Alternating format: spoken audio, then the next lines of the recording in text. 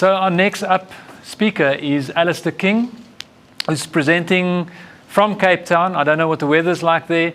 Alistair is the co-founder and chief creative officer of the King James Group. He was voted South Africa's most admired creative director 2015, 2016, 2017, 2018. Al, you got to give us a gap here, by his peers in our industry, and was inducted into the South African Creative Circle Hall of Fame in 2017 and the Lourdes Hall of Fame in 2019.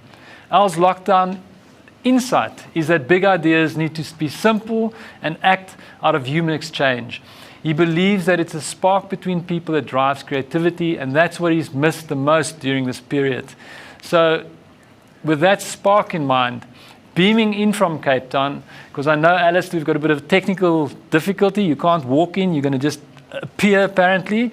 But the fine trailblazing works better. So his presentation is marketing works, but the fine trailblazing works better. So Alistair, we'll beam you in and enjoy the talk.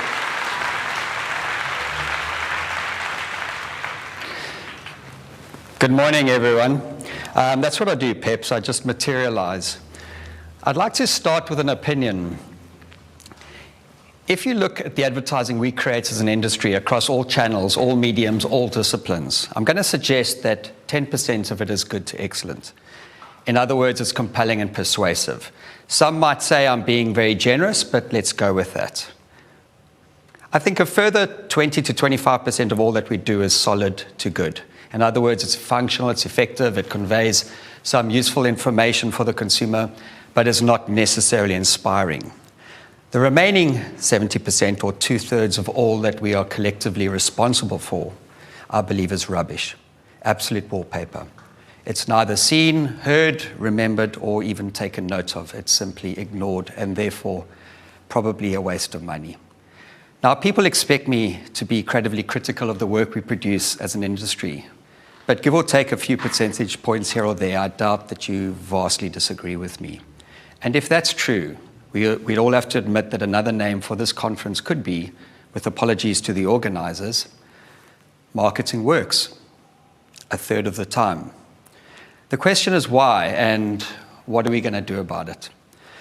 When I was first invited to speak here today, it was suggested as a thought starter that I talk about brave ideas and brave decision making. And I thought, yeah, I can do that. I think I've been brave on the odd occasion. And so the first thing I did was I looked back. I pulled out the 16 pieces of work that I felt had given my company its creative reputation over the years. And I looked back at the circumstances in which they were made. More specifically, I thought about the role brave decision-making played. And I started to get confused.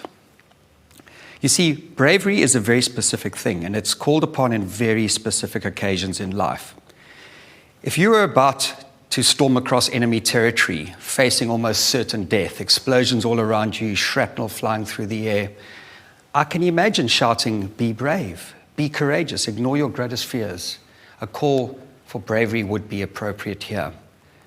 If you were about to be one of the first human beings to ever test a bulletproof vest, I can imagine shouting, "Be brave, you stupid bugger, be brave."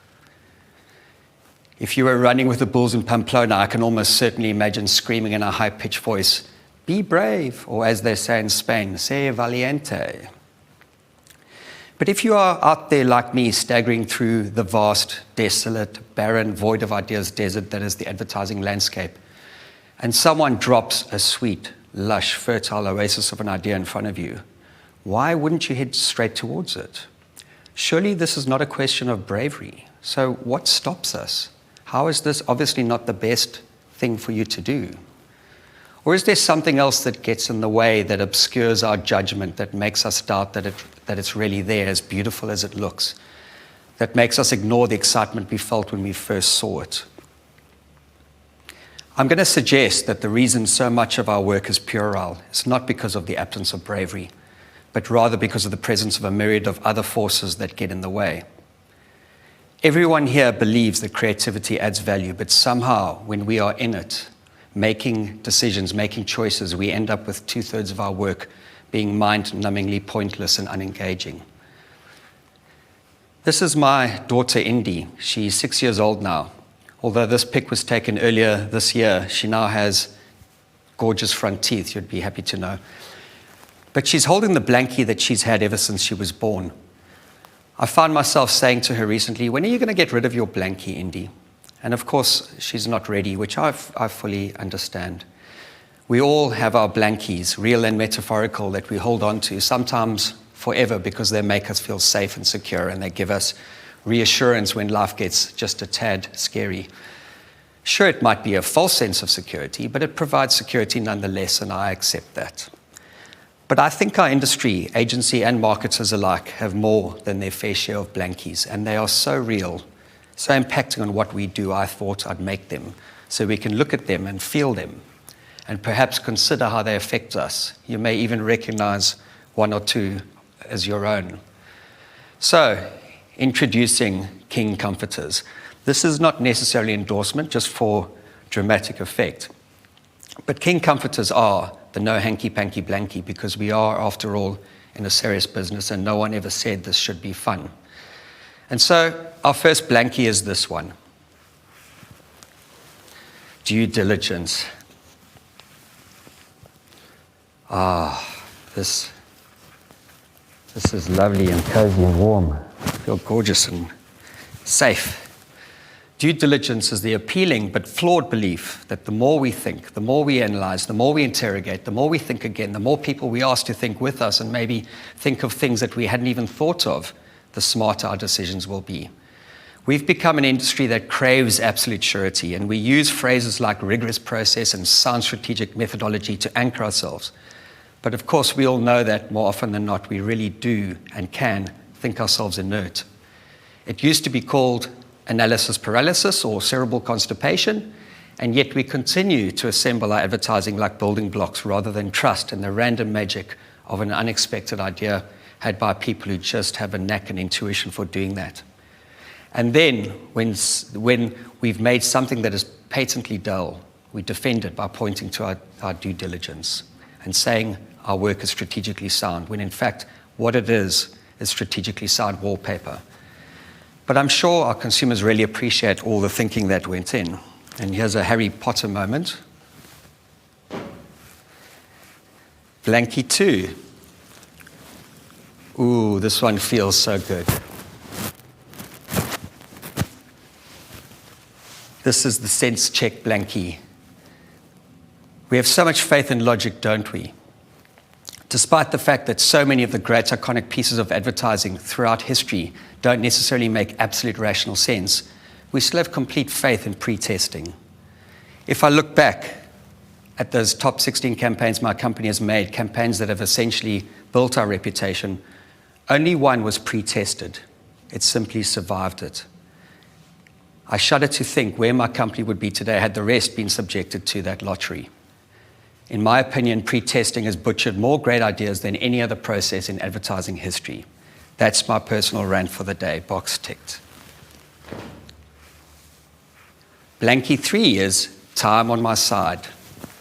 It's really nice not to feel panicky or pressured about time, but I cannot tell you how many great ideas I've lost because we didn't get it done fast enough and someone else did it first. In the pre-digital era, we could have a good idea and schedule it for February next year when it was budget and media schedule convenient. That's no longer the case. Ideas seem to float in the ether, and the moment you have an idea, you can safely assume someone's busy having it at the same time somewhere on earth, if not just before you. The digital era has upped the ante and shortened the time frames. If you love an idea, act on it fast and urgently. Make it happen or risk losing it. Because fame and fortune most certainly favors the swift and the decisive. Blankie 4 is market mimicry. I feel like brands have stopped creating their own unique identities. Instead of saying, this is who we are, this is what we do, this is what our product does for you, this is what we stand for real, more and more brands seem to be saying, who would you like us to be? What would you like us to say? What do you want us to believe in? What will make you like us? It's the equivalent of this. Brands no longer seem to define themselves or have a strong sense of self because they seem all too keen, all too willing to be whatever their consumers want them to be. They occupy strategic positions not because that is who they are, but because no one else is there.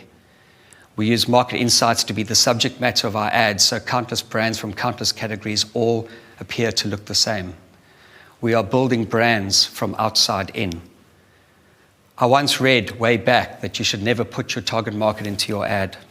I feel like that's all our industry is doing right now, because we hold the incorrect assumption that our target market won't know the ad is aimed at them unless they see themselves in it.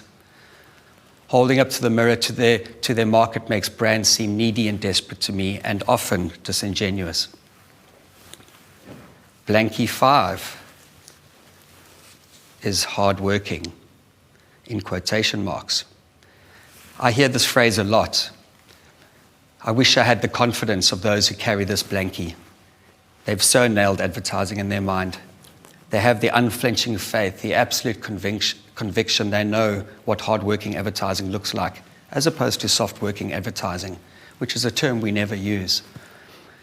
When you hold this blankie, you get to say stuff like, it's too clever. I want less idea, more hard sell. I want more show and tell. The market will never get this. This is too brand buildy. So our work becomes functional and deliberately dumbed down. Blankie 6. With this blankie, you can keep postponing a decision by incrementally shifting, sometimes even moving the goalposts entirely. You can tweak everything, briefs, strategies, battle plans, even the idea, even the edit. You can keep asking for more ideas, more options, more variations. You can make a job go on forever by believing that it's getting better the more you tweak it, but it's getting worse. I've always loved this quote. I'd rather you bomb an idea with one big decision than destroy it incrementally with lots of little ones. I don't know who said that. Just about every category I've ever worked in, this is Blankie 7, just about every category I've ever worked in comes preloaded with a set of expectations of what an ad in that category should look like. And it feels scary to make advertising that doesn't look and feel like other brands in the same category. And yet we must. In an industry where standing out and being seen is so critical for our brands, it's incredible how much we do to blend in. 2 more blankies to go. And this one is a biggie. This one is stakeholder buy-in. I've been told so many times that stakeholder buy-in is an unavoidable part of marketing, that it's essential to take people along on the journey. And while that might be true, that doesn't help us in the business of marketing to produce groundbreaking thinking. Great ideas are always divisive. They always split the room. Not always in half, but always. The more people you ask, the more reasons you will be given for why what you're suggesting cannot and should not be done. Nothing of any real significance has ever been created through consensus, and we all know this. So sure, take people along for the journey, but know this. Eventually, you'll have to ignore an opinion that you asked for. And if you're strong enough to do that, then sure, this blankie is absolutely fine.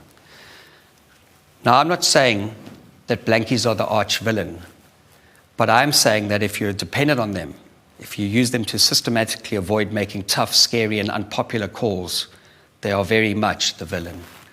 Because while blankies might comfort you, they also smother you. But the good news is there is one blankie that can save you. One blankie that rules them all, and it is this one. It's an Uber blankie.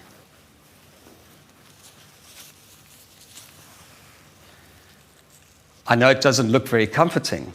It offers no protection, no security, and there's nowhere to hide. But isn't that the point? Innovative thinking, ideas that have no precedent, are not comfortable. They're not soothing. You do feel exposed, because that's what leaps of faith feel like. Acts of intuition or acts of trust will always come with a degree of exposure and risk. And when you do make tough calls, that leads to magnificent advertising. Everyone can see you. You're the one that is credited. And isn't that what you really want? What kind of an ad maker do you want to be? What is your career legacy? Will you be proud of the advertising you've made in your lifetime? Or would you prefer to be in the background, shielded behind blankies and decisions others have made for you? We come to conferences like this, where we celebrate and laud the defiant ones, the mavericks and the trailblazers, and then we go back to our offices and shrink back into our comfort zones. You can decide today which path you want to take. But I, for one, have always felt this. I'd rather lose my job in an ambitious blaze of glory than spend it in that cold, vacuous place called obscurity. Thank you for listening to me. Good luck to you all. Have fun today. Thank you.